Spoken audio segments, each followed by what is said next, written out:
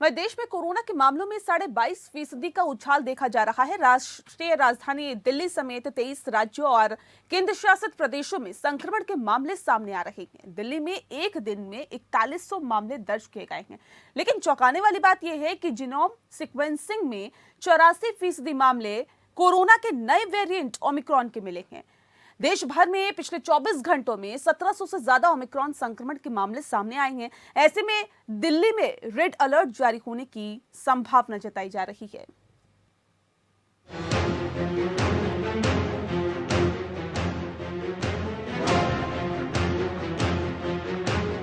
Omicron का संक्रमण दूसरी लहर से भी तेजी से बढ़ रहा है।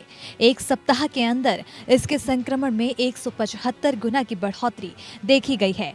वहीं देश भर में कोरोना के कुल मामलों में भी 20.5% का उछाल देखने को मिला है।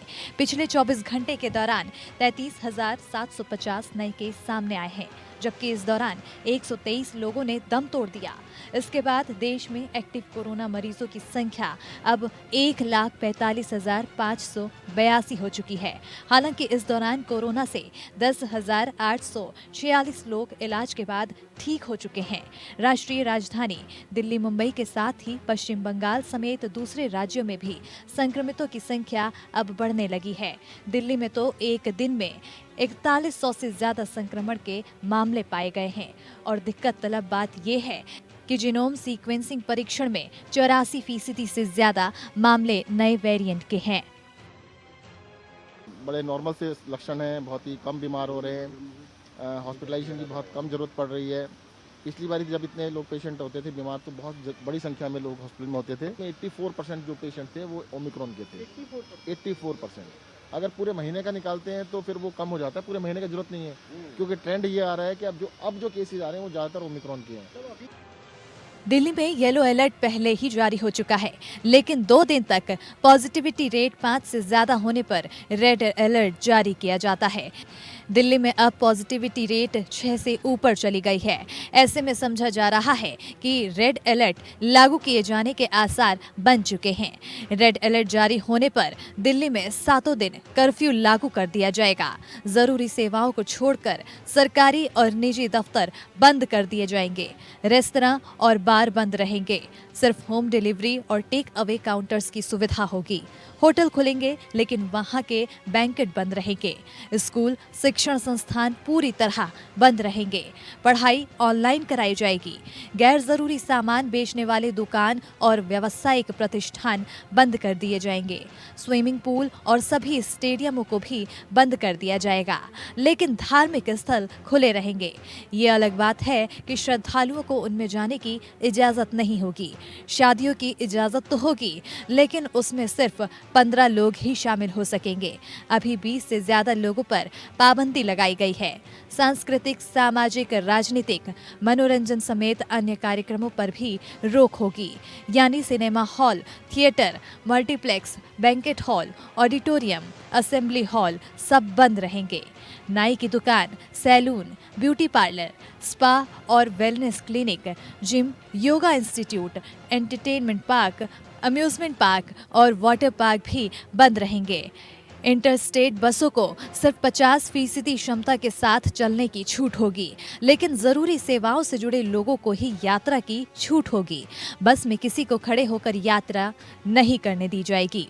राजधानी के लिए फिक्र की बात यह भी है कि यूपी के करीब 60% मामले तो दिल्ली से सटे गाजियाबाद, गौतम बुद्ध नगर और मेरठ से ही है। वहीं सरकार ने 15 से 18 वर्ष के बच्चों का टीकाकरण तेज कर दिया है।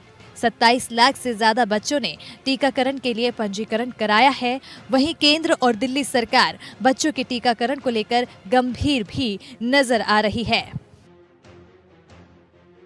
कोरोना संक्रमण के सबसे ज्यादा मामले महाराष्ट्र, दिल्ली, केरल, गुजरात, तमिलनाडु और राजस्थान से सामने आ रहे हैं। समझा जा रहा है कि अगर इसी दर से संक्रमण बढ़ता रहा तो अगले सप्ताह तक देश में करीब 36,000 मामले हर दिन सामने आ सकते हैं। देश में अब तक कोरोना से ठीक होने वालों की कुल संख्या बढ़कर 3,42,95,407 हो चुकी है, जबकि इस महामारी के चलते अब तक 4,81,893 लोगों ने अपनी जान गंवाई है।